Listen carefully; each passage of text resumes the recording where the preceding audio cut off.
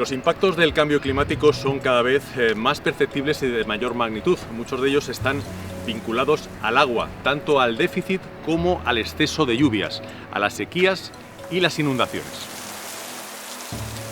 La reducción de las precipitaciones que plantean las proyecciones climáticas aquí en nuestro ámbito geográfico, en la región mediterránea, nos obliga a saber qué consecuencias puede tener la falta de lluvias en los recursos hídricos.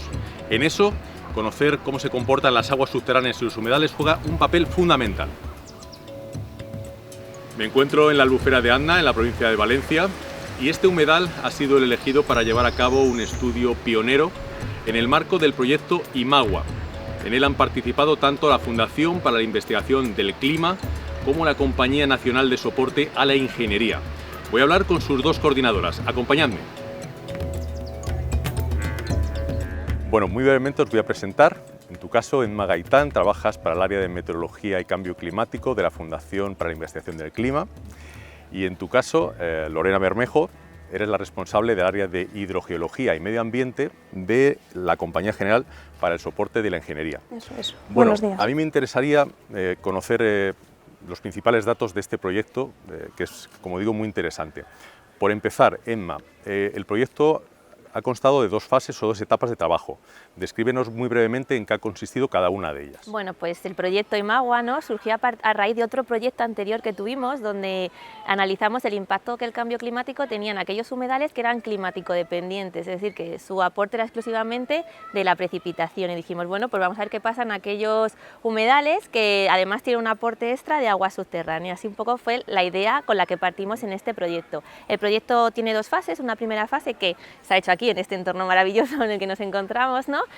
Como caso piloto, lo que hicimos fue establecer o intentar establecer relaciones con datos del pasado entre los niveles peciométricos, es decir, la información de las reservas de agua, los datos de caudal del sistema en el que estamos trabajando y datos climatológicos, teniendo en cuenta la climatología local. Y la segunda fase del proyecto, que es en la que estamos trabajando actualmente, pues lo que pretendemos es ir un paso más allá, es decir, no quedarnos con el impacto de la variabilidad climática media, sino analizar el impacto de las variables extremas, es decir, de las etapas de sequía larga y de fuertes precipitaciones. ¿Por qué exactamente se ha usado esta albufera para el estudio, para el proyecto?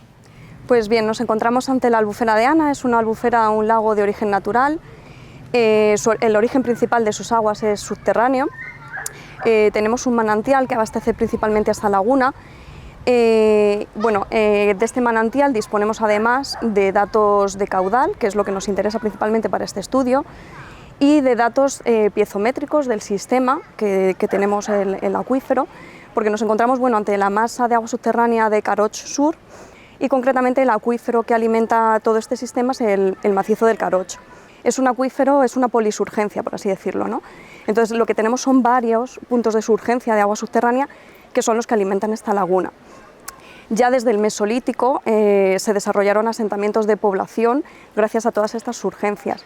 Y allá en el siglo XII, los habitantes de la zona decidieron poner unos azudes y represar todas estas urgencias para poderlo canalizar y usarlo sobre todo para regadío de la zona.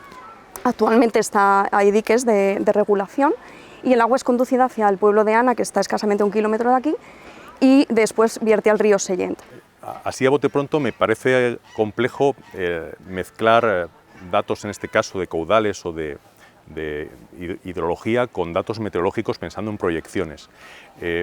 Emma, pensando un poco en lo que habéis hecho, ¿cuáles han sido las principales dificultades? ¿Habéis tenido que incluso desarrollar una técnica nueva para poder llegar a los resultados? Cuéntanos un poco eso. Bueno, pues las principales dificultades siempre con lo que nos encontramos es la búsqueda de datos, ¿no? Datos históricos con los que empezar este proyecto, ¿no? Para poder establecer relaciones en el pasado y poder aplicarlas para el futuro, necesitamos tener información de calidad y eso no siempre es sencillo. Entonces, aparte, este estudio es uno de los primeros que hacemos con escenarios del sexto informe del IPCC, que son, vamos, el top ahora mismo en modelización climática, y claro, eso conlleva pues trabajar con los modelos desde cero.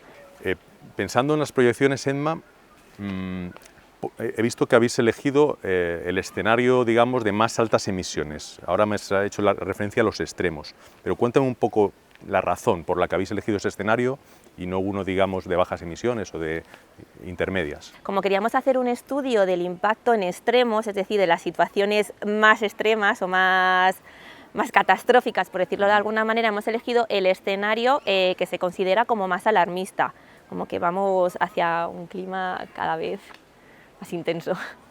Lorena, ¿qué se espera? Es decir, ¿realmente este espacio natural puede llegar a desaparecer si se va cumpliendo un poco la proyección climática que plantea el proyecto, el informe? Hemos creado primero un algoritmo porque bueno, tenemos 13 estaciones pluviométricas que podrían afectar a la masa de agua subterránea de la que estamos hablando. Entonces hemos pensado que al disponer de tanta información podría ser bueno hacer un algoritmo que relacionase que le diese un coeficiente de peso en función de la distancia a la que se encuentra esa estación pluviométrica de la laguna. Con esta correlación hemos observado que, bueno, que los caudales que se ve en la albufera van a sufrir un descenso continuado.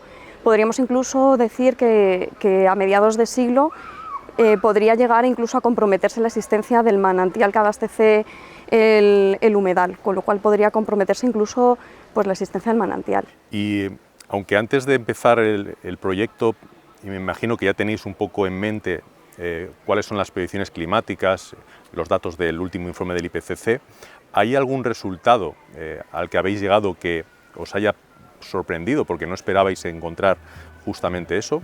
¿Cualquiera de las dos o las dos? ¿Me lo podéis decir?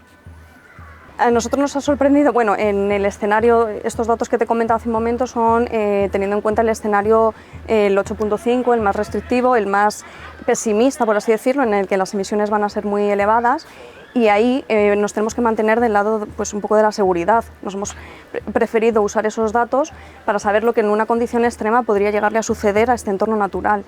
¿Esos resultados son de alguna manera extrapolables? Es decir, lo habéis hecho con datos de aquí, pero ¿se podría extender para todos los humedales que hay en España, por ejemplo, en nuestra región? Bueno, de hecho, una de las ambiciones que tenemos dentro de la segunda fase del proyecto es poder extrapolar este estudio a otros humedales en otras zonas geográficas y con otras características climáticas. Es verdad que la metodología empleada sí se puede usar en otros muchos humedales, pero habría que hacer un estudio local y particular, porque es verdad que las características geológicas e hidrogeológicas de cada humedal y de cada sistema son diferentes, entonces habría que hacer estudios locales y particulares de cada humedal. Y al hilo de eso, un poco teniendo en cuenta la urgencia, ¿no?, que hay en general para la mitigación, pero también para llevar a cabo estudios, ¿no? Esto lo que implica, lo que me estás diciendo, es que tendríamos también que acelerar pues, el ritmo al que se estudian todo este tipo de sistemas, en este caso las aguas subterráneas y los humedales, ¿no?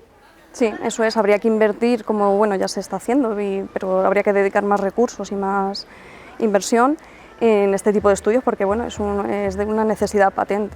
Nosotros Perfecto. en la FIC siempre nos gusta apuntar que hay tres vías, ¿no? Está mitigación, adaptación e investigación, ¿no? Creemos que es una tercera pata en la que hay que poner hincapié para sacar este tipo de estudios que apoyen las otras dos líneas. Sí, además, ¿no? ese mensaje yo creo que es importante transmitirlo a la gente, a la población, ¿no? Porque se machaca mucho en los medios con la adaptación, la mitigación, pero es que la investigación, como estáis diciendo, y esto que me estáis contando a todos, es fundamental, porque si no tenemos ese conocimiento, pues no vamos a gestionar, por ejemplo, un recurso tan valioso como el agua. Claro, yo creo que es importante lo que comentaba Lorena, que la idea con la que se ha trabajado en este proyecto y en esta albufera es aplicable a otras zonas, pero hay que investigar antes cómo es esa zona, ¿no? Cuáles son sus relaciones, cuáles son sus particularidades, y eso se hace a través de la investigación, claro.